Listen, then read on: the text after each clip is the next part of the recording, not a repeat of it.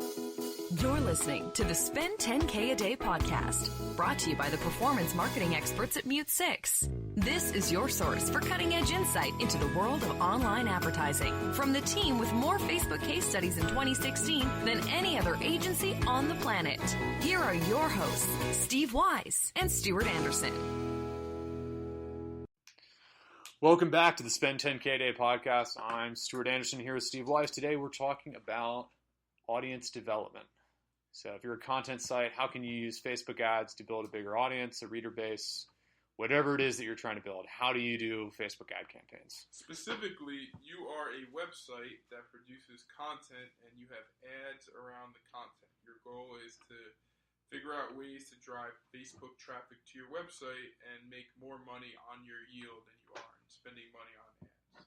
A lot of the partners we work with, they are, trying to do the quote-unquote arbitrage play where they are buying clicks at one price on Facebook and then making Y price on their website. So the key is how do you do this at profitability? How do you leverage Facebook's algorithm to really drive a cost-effective, price per click or price per new user coming to your website?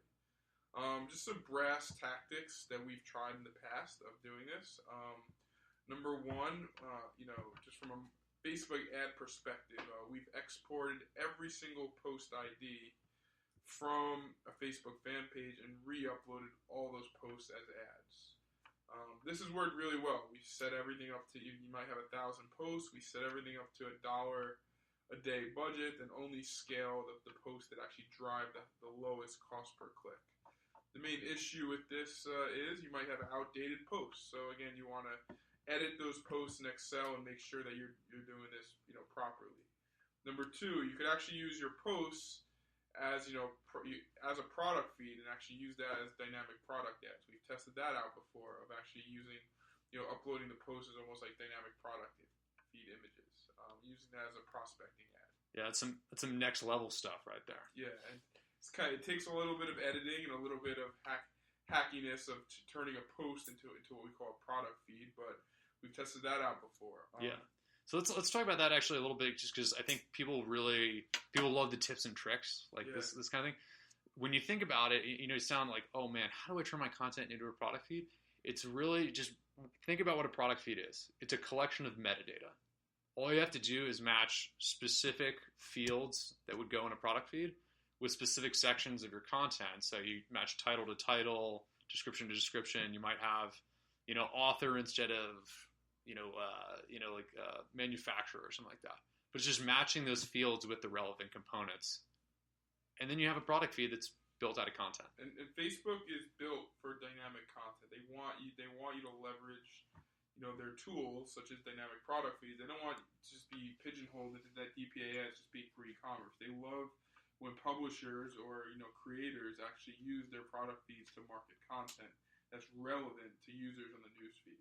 Yeah, absolutely. And the other great thing about content ads, obviously, is that they typically are going to get more engagement, more shares. They're just going to have better high level ad metrics than straight e-commerce stuff will have, just because what are you more likely to click on? Some interesting, compelling story or like video piece of content or something like that, or a product?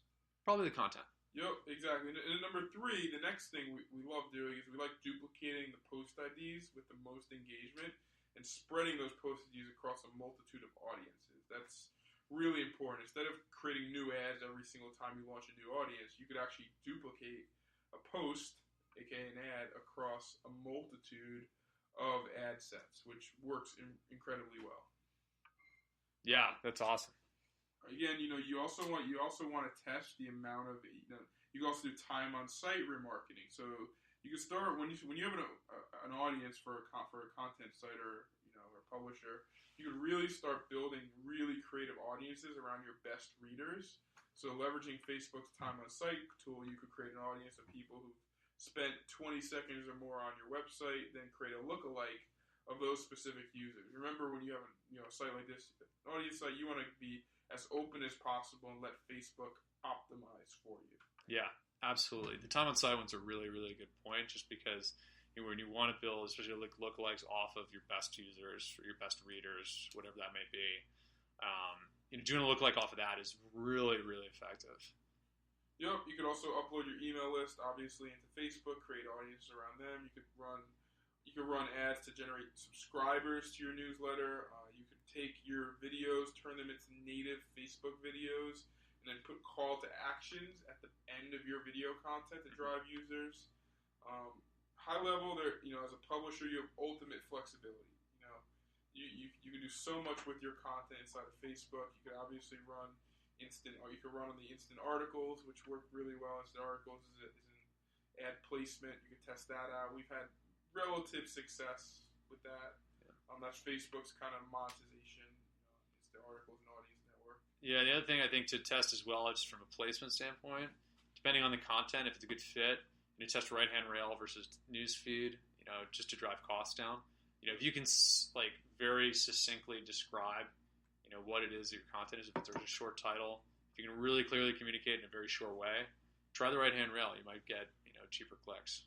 Yeah, be very careful with the amount of ads you have on your website as well. Facebook is policing the policing content sites who are running a lot of ads on their websites. Always be thoughtful with the amount of ads that you have running, but overall, Facebook is a treasure trove for content sites for both, driving audience to the website as well as quote-unquote audience development, which is driving page likes, which we don't do. We don't ever recommend doing any page like campaigns. We think that it's a complete waste of money. But, I see other people doing it, and I get it. But for what we do as a direct response performance marketing company, we will never run a page like campaign. Absolutely. Well, yeah, Steve, do you have any other kind of general thoughts about kind of how to run audience development campaigns on Facebook for our content site? It depends on what your content is and what audience serves it, but always be as much as you can, be very wide open with your audience. Try and, if you can make open audiences work for an article, be very timely. If it's a news-oriented article, make sure you launch it at a specific time of day when most people are on there.